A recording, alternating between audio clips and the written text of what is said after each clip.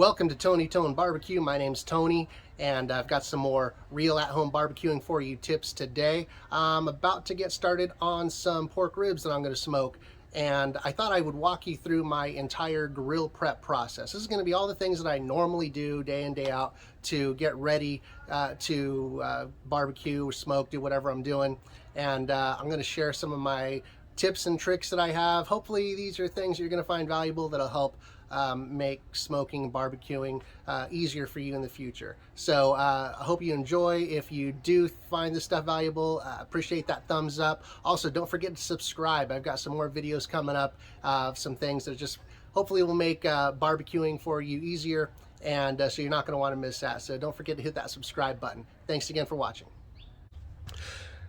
Okay, so I'm literally just going to walk you through what I do and how I get set up, and I'm going to, forgive me if I jump around a little bit. I'm trying to keep on task here, but I'm just getting set up. So here's what I normally start off with. First thing first, I mean, usually I just kind of give everything a quick hose down. I actually hosed off these tables and gave them a quick wipe down before I got started this morning. I like to kind of start with a clean area. I got myself a little makeshift hand wash station over here. Just got some hand soap and some paper towels and my water dispenser here, and just a little bucket for everything to pour off into. So it's nice to have something to wash my hands with. Got my garbage can over here. Here's some of the supplies I'm going to need to barbecue with today. So I've got my Therm Pro. I'm just going to use this to monitor the grill temperature today. I'm not really concerned about the temperature of the meat. I'm just doing this by time today. Got my little blowtorch here, some Kingsford charcoal. All I'm going to use today for this cook is just Kingsford charcoal. I'll probably do another video at a later date where I'm going to use lump coal, and then maybe another video later on where I'm going to use wood, because the setup process is a little bit different with each one. Just got a stack of garbage paper here out of my waste paper basket from my office. I use that to light the charcoal with. Some high heat gloves there so I can handle the hot stuff. And underneath the cover here is my char grill or smoking champ, and I normally just keep it covered like this to protect it from dust and, you know, rain, stuff like that. I just hose off the cover every now and then, kind of wipe it down a little bit. So let's get this bad boy unwrapped here.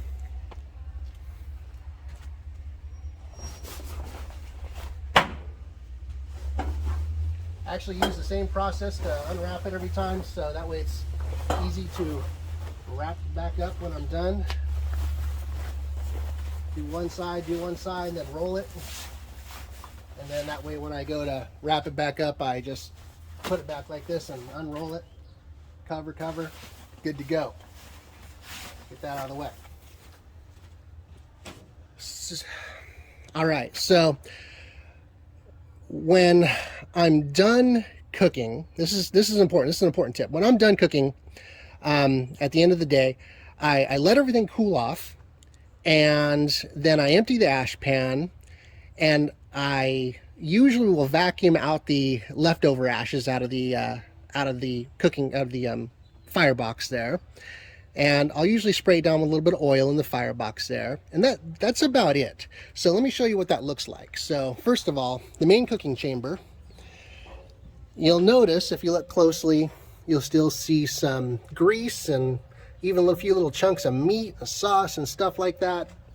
I do that on purpose. I just literally take the food off, and if there's anything super messy, I might clean that up a little bit. Usually there's not, and I just leave that as is.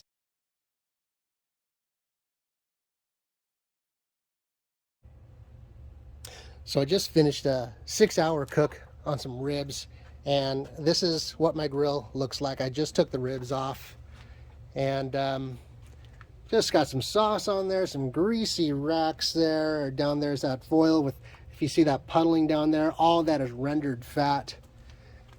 And the firebox here, still got a pretty significant little pile of charcoal burning there. So I'm just gonna close that. I'm gonna close that. I got the exhaust vent wide open, got the intake vent over here wide open, even have the drawer pulled open a little bit.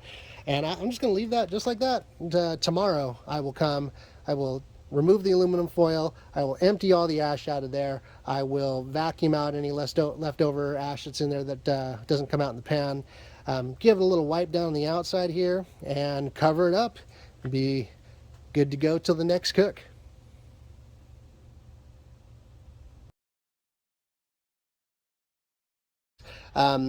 When I cook, if I'm not using a water pan, I will usually, and you'll see that today, I'll usually line the bottom pan down there, that the charcoal grate that's in the main cooking chamber on this one. I'll usually line that with aluminum foil. And even if that's not there, I'll still just throw down some aluminum foil. The aluminum foil is going to catch all the drippings from the meat that I'm cooking, so that way when it cools off, I can just grab that up and take it out of there, and there's not a bunch of fat and meat drippings and stuff inside the cooking chamber. And that's it. That's pretty much all I do for the main cooking chamber. For the firebox, so the Smoke and Champ comes with these two grates here that you can actually cook on if you want. It's really handy for doing like a sear at the end of a reverse sear steak or something. Get that out of the way. So when I'm done cooking here, I will usually, after I empty the ash pan, I will put these back in place and I'll spray some peanut cooking oil in there. Make sure you use cooking oil, not any other type of oil. Use some type of cooking oil. I prefer peanut because it's got one of the highest smoke points, so it really does a nice job of coating the metals. Even when the fire's hot, it burns off the excess and leaves a nice coating behind. So anyways, get that out of the way. So when I'm done cooking, this one comes with a removable ash pan here. I'll take that out and dump it, and I'll sweep out and dump out any excess ash that's down in here, and I'll just take a shop vac and I'll suck out ashes and stuff that build up along the sides. I just want to get as much ash out as possible because ash actually attracts moisture and will cause rust. I mean, this thing is all metal. It's going to rust a little bit, but the less the better. So making sure that it's cleaned out of any loose ash helps a lot. And coating with a little oil also helps a lot. And besides that, this thing is several years old now, and it's holding up really, really well. Good metal, and it's in good shape. So really, that's the end process. I had to tell you that because I didn't want to make another video tomorrow. I usually do my cleanup the next day.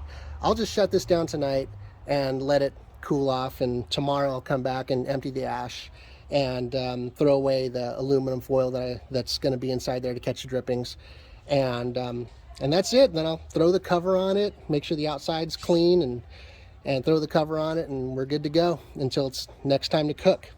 So that's pretty much it for how I end the process. Now back to how we prep. So it's ready to go. I'm just going to grab my charcoal chimney starter here, and for today, like I said, I'm just doing charcoal. Gonna throw that there. I'm gonna load that up with some paper.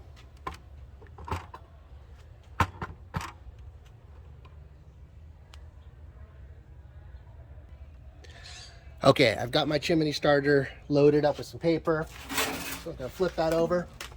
Lost a piece. There we go. Now I'm going to just load that up with some charcoal.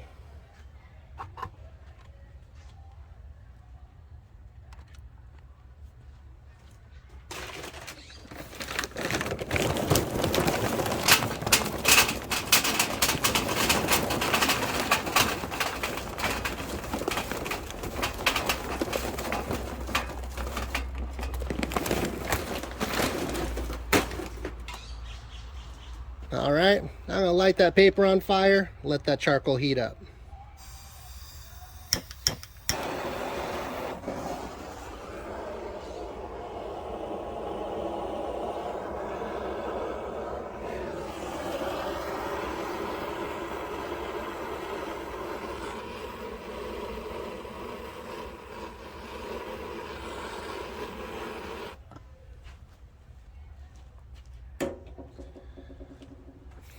Okay, in about 15 minutes, the charcoal in that starter is going to be all nice and white hot. Fire's going to be shooting out the top of that, be good to go. When that's done, I'm going to dump that charcoal onto that. I'm going to take that off, close the drawer there, and dump that charcoal onto that charcoal grate that's down there. Now, here's another little tip. I don't know if you can see, but this is not the original charcoal grate that came with this cooker. This is actually a grate that I just stole off of an old barbecue that I wasn't using anymore, and just cut it to fit, so it's just from pretty much from edge to edge of this pan here. This gives me some more breathing, some more air underneath. There's a good 2.5, 3 inches below the from the top, from the bottom of the grate to the ash pan down there. That makes it easier for the charcoal to just burn nice and evenly and consistently, and especially on a longer cook, it has helped reduce situations where the charcoal kind of gets choked out because it's not getting enough air. So just a little tip. I know the grate that came with this worked fine too, but I just kind of prefer this because it gives me some extra area to have even more fuel burning there. And with charcoal, you can use a lot and just choke it down, unlike wood where you have to keep it burning hot. That grate has actually helped really well for any situation. So that's another tip. And one last tip here. So when you're on your smoker, you want to make sure that it's sealed up right, so that the air is only flowing in and flowing out where you want it to be, where it's supposed to be. So, you know, you might have a door on the side over here, or a vent, you know, like I have on this one here. You'll see more in a little bit. And you're going to have an exhaust smokestack somewhere, like this guy here. And that's, you want the air coming in over there, you want the air going out over there. And if you have air, excessive smoke and air coming out from the edge of your lid, you know, this is a clamshell style smoker, so a clamshell is a lot more prone to leaks than other smokers that have a lid more like this, where you've got a solid barrel and all you've got is this one lid that closes down.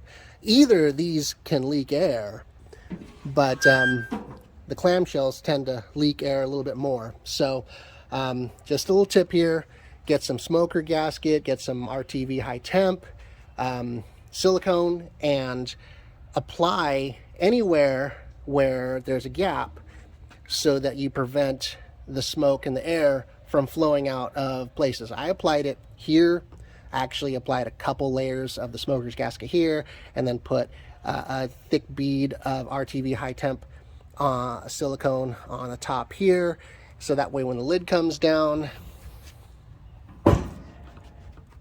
it actually creates a nice seal there, so smoke's not escaping out over there. I did the same thing on this side, and it's really hard to see here, but I even applied a couple layers of the smoker's gasket down here on the back side, so when the lid comes down, it kind of presses against that. And that made this clamshell style smoker really, really seal up, so there's hardly any leakage coming out anywhere else. It's really, really tight. I also applied smoker gasket to the inside of the lid here, and so that way when this lid comes down, it's also nice and tight, so no extra heat and smoke's coming out of there. And that's it. It's really important because it makes it possible for you to control your temperature and have a more consistent temperature. So that charcoal is going to be fully burning. Dump that, close that ashtray there, and the fire is going to stay inside there. The heat has no choice but to travel through this chamber instead of escaping out elsewhere. If it's coming out elsewhere, it's going to be difficult to maintain the right temperature. So that's the other tip. So that is getting close, and I'll be back in a second.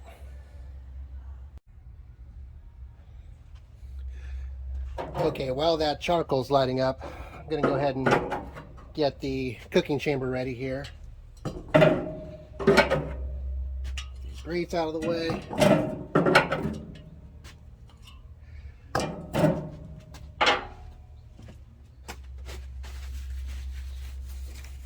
So for this, all I need to do is grab some aluminum foil. This is the wide, heavy-duty kind. This roll is done. So always make sure you have a backup roll available.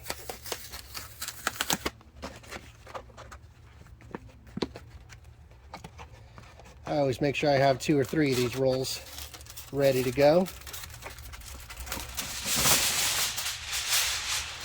Make sure it's wide enough. I just like to put the shiny side up.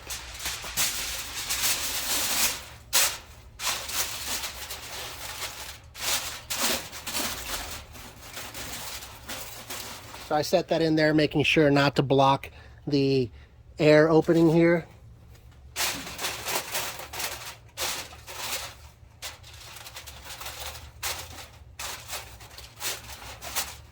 That's it.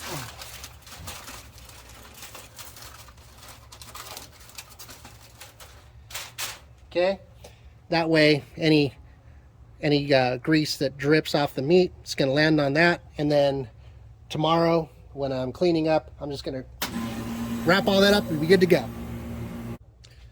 Okay, so the aluminum foil's in place. I'm going to go ahead and put the cooking grates back in.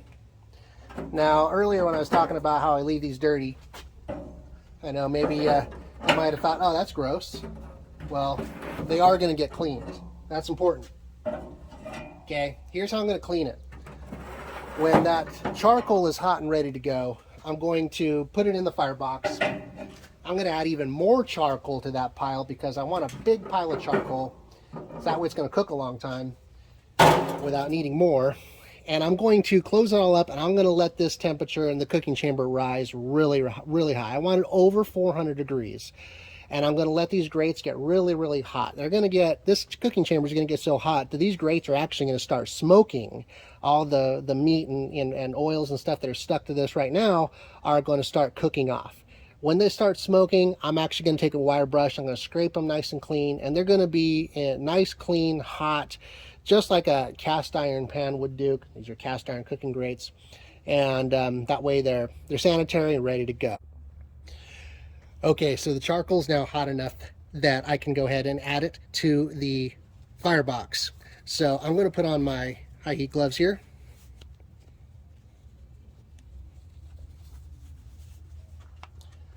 Pick that up and dump this in after I close this. There we go. Dump that in here.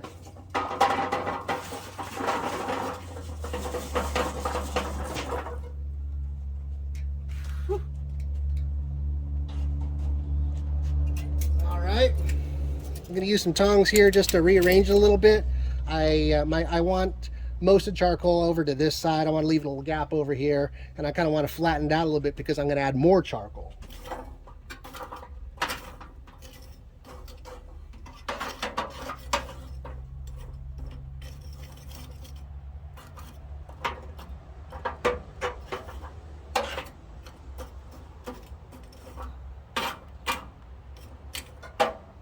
Okay.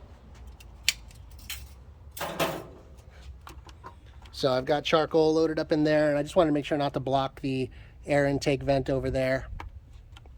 Now,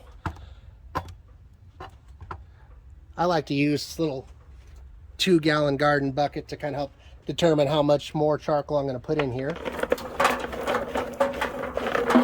that on there.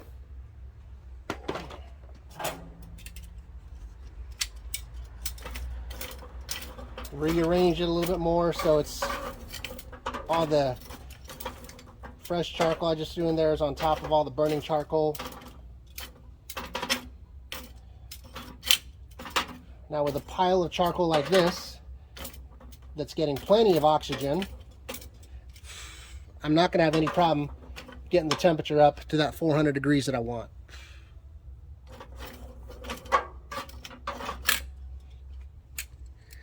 Now, once it gets to 400 degrees, I'm going to leave it at 400 degrees for a little while. I do this for two reasons. One is to use it to clean the cooking grates, which I already described. The other reason is that way the entire cooking chamber is nice and hot at a temperature. So that way, when I start choking off the air, which you can do with charcoal, when I choke off the air, to reduce the temperature is going to start falling from 400 degrees at this gauge. At 400 degrees, it's at the gauge that's on top of the lid here. It's going to fall down to the cooking temperature that I want. Today my cooking temperature is going to be about 250 degrees to 275 degrees. So I'm going to let that get going nice and hot, and when that's fully hot and burning really well, I'm going to close the lid here and let it get to temperature. Okay, the charcoal is now hot enough. I can go ahead and close this lid. Now, I just like to leave that lid closed for a second there, make sure the air is flowing nicely from inside the vent over here. So I've got this side vent wide open, and it's pulling the air in over there, allowing it to come out over here. You can see some of the smoke and heat rising over here. So I'm going to go ahead and close this one. I've got my exhaust wide open here, and I'm going to leave both these vents wide open until the gauge that's on the lid here climbs up to at least 400 degrees. So this whole process normally takes me about 30 minutes to an hour, kind of depending on the weather and stuff. Today, nice warm sunny day, usually it's about a half hour. And once this gets up to the temperature I want it to be, and inside is nice and scalding hot, then I'm going to go ahead and start scrubbing those grates. As a matter of fact, what I usually do is this side of the grill is obviously going to be hotter because of the fire being right here. I will normally rotate. I'll scrub this one, and then I'll move it over here, slide these over here, let it heat up a little longer, scrub it, and then rotate again. If you notice, even just after a few seconds, some of the fat that's on the grate over here is already starting to bubble and sizzle. So that's going to be good. So we're getting really close to being finished with the prep process. Okay, the temperature's up high enough to that 400 degree mark, and it's been up there for a little bit. It's time to get these grates cleaned up and ready to go. So got my regular scrubber here. As you can see, doing that, all the stuff that was on there has turned to char. It's just falling off onto the aluminum foil below. Whew, it feels really hot.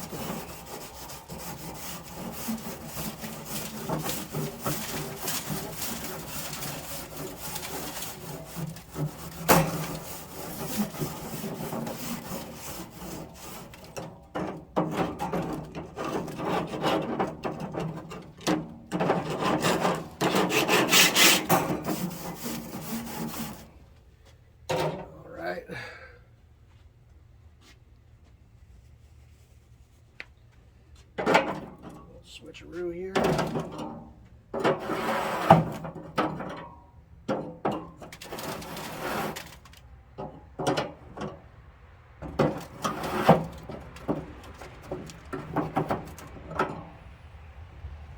Alright.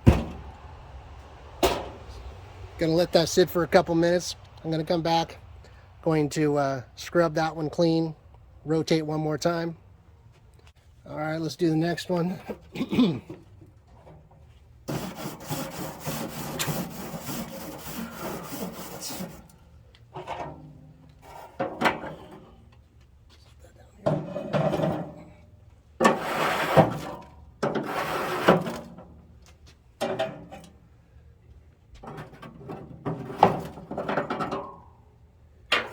All right, that's basically it.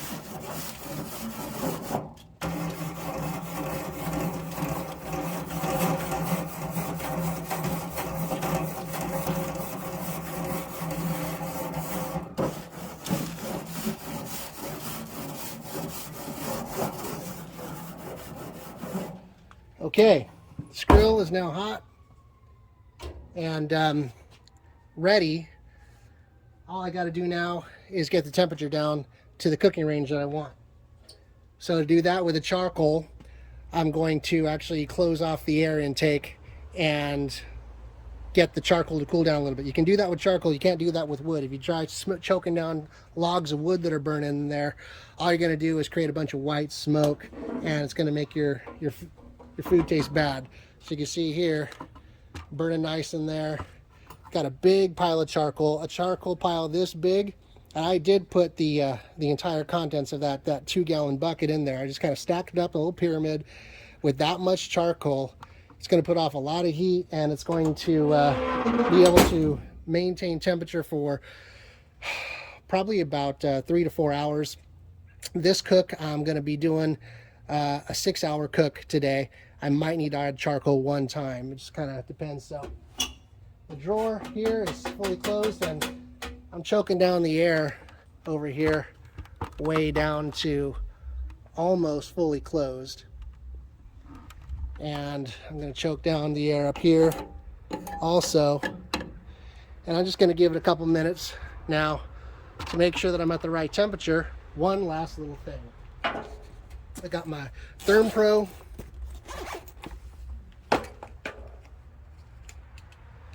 Got my little sensor here, the thermometer.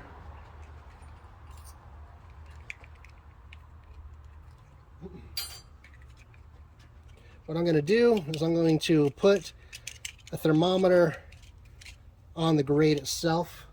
The reason I'm going to do that is so I know exactly what the temperature at the grate is, because that's what's important. So I'm going to put this guy right in about here. Today I'm going to be putting the meat right in this area. This thing's going to go through here like this.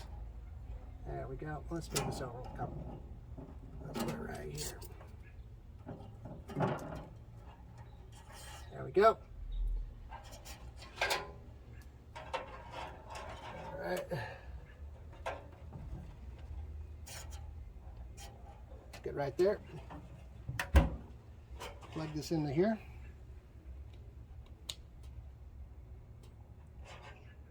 Burn myself. Okay, and this thing's going to tell me what the temperature right at the grate is.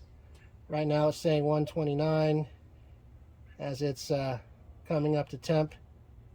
Take a second. 144. So that probe's just heating up. 159. So having that probe in there is going to tell me what the temperature is at the cooking surface, which is more important than what the temperature is up here on this gauge, because the heat rises. Don't really care about that. All I care about now is what the temperature is at the cooking surface. 192, 201. So that's it. That's how I prep my grill. Like I said, this process takes about half an hour to an hour normally, when I'm not jabbing away here and videoing at the same time. Normally I just go through these steps. I got my tools here so that I have everything I need. I keep a couple totes here with charcoal, with paper, with my tongs and cooking utensils and stuff like that. And that's about it. So anyways, I hope you found this helpful. And if you have any questions, or you want to see any more detail on anything in particular, enter that in the comments, and I'll make sure and do that for you. I appreciate you watching, and don't forget to hit the subscribe button. And thanks again. Take it easy.